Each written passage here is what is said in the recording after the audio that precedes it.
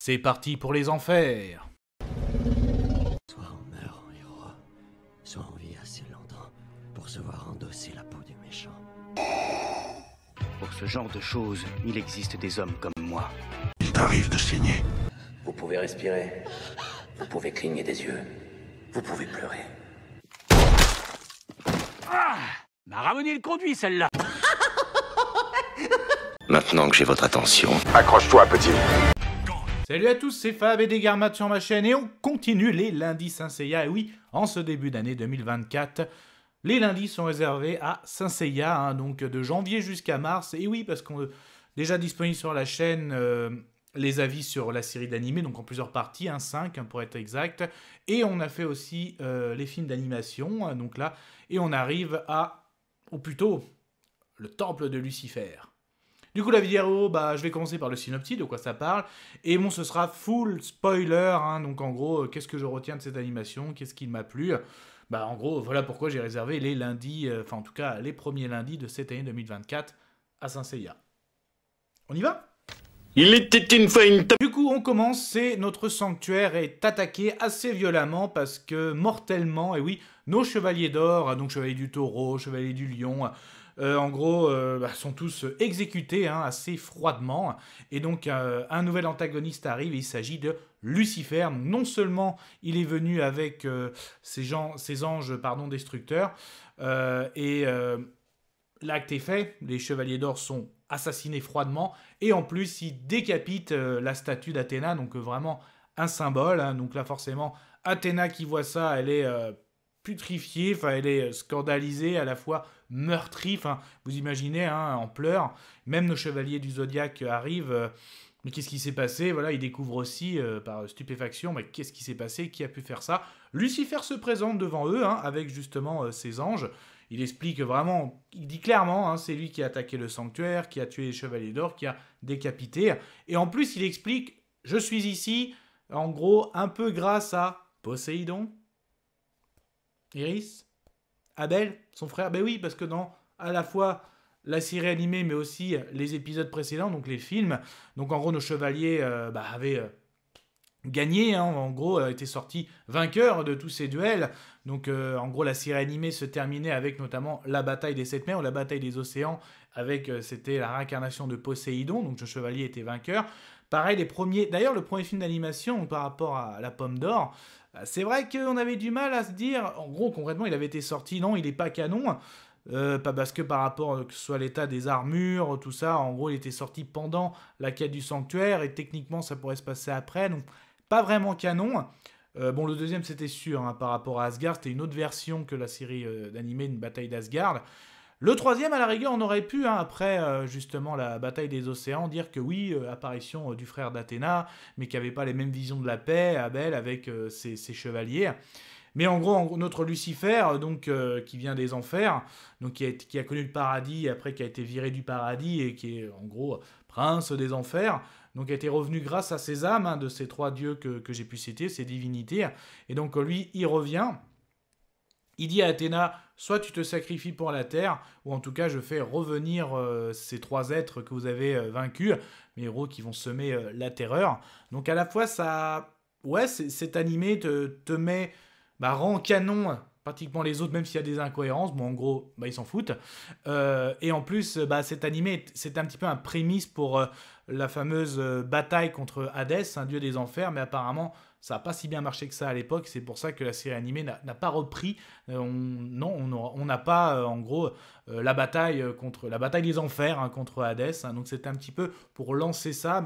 Ça n'a pas si bien marché que ça, malheureusement. Bon. Du coup, vous en doutez bien, Athéna... si aussi, j'oublie. Forcément, quand on découvre ça, nos chevaliers ne veulent pas se laisser faire, mais bon, ils sont terrassés, ils sont envoyés à l'hôpital, donc à l'agonie. Et Athéna, quand elle voit ses chevaliers dans le coma, elle décide de se rendre au temple d'Hadès. Très belle scène aussi où le temple refait surface à proximité du sanctuaire. Elle s'y rend en souffrance parce qu'il y a des épines, tout ça, un parcours. Donc justement, pour s'y rendre au sacrifice, elle va souffrir, c'est ce que dit Lucifer. Mais forcément, Shiryu n'était pas présent durant ça, il n'y avait que Yoga, Shun et Seiya. Donc Shiryu sera à l'hôpital. et forcément tout le monde se réveille, hein, tout le monde est vraiment, ils étaient au bord de la mort. Donc ils décident quand même de se rendre pour annuler ça. Donc là on va avoir plusieurs duels. Notamment Shiryu qui est le plus en forme, lui carrément, moi j'en prends 2. Je prends 2 anges de la destruction. Donc il y a notamment Belzébuth, forcément, hein, c'est un lien avec les enfers. Et donc ouais, il va se combattre contre les deux. Yoga lui aussi est face à un ange spécialiste de l'illusion, un petit peu même des papillons, c'est pas mal. Donc il lui fait l'illusion de sa mère, hein, donc serais-tu capable de tuer ta propre mère? Donc il y arrive de toutes ses forces. Même Shiryu arrive jusqu'à se sacrifier au bord de la mort. Même si Lucifer arrive pour lui, il pense qu'il a tué Shiryu. Shun, lui, fait face à un ange qui utilise un peu les techniques de la montre religieuse. Donc ça, c'est pas mal aussi du tout. Bon, après, oui. Bah oui, hein, même s'il est à 2 doigts de se faire battre, bah qui vient le secourir? Tadadadan, Ikki, chevalier du Phénix, qui lui fait le fameux l'illusion du Phénix.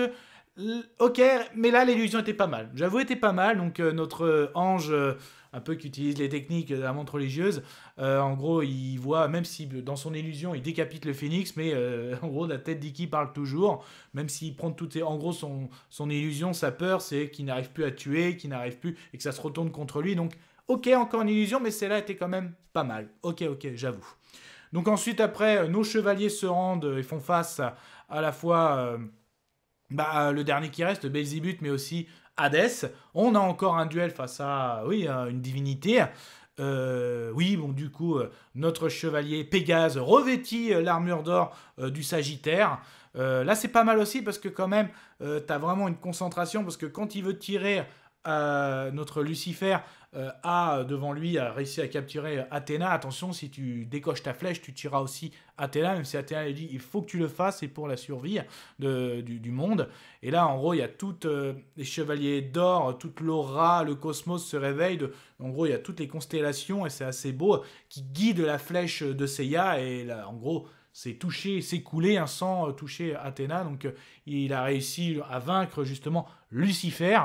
Et donc, voilà, hein, tout est dit, tout est fait. Hein. Donc, ce que je retiens de cet animé, le Temple de Lucifer, pas mal l'antagoniste Lucifer.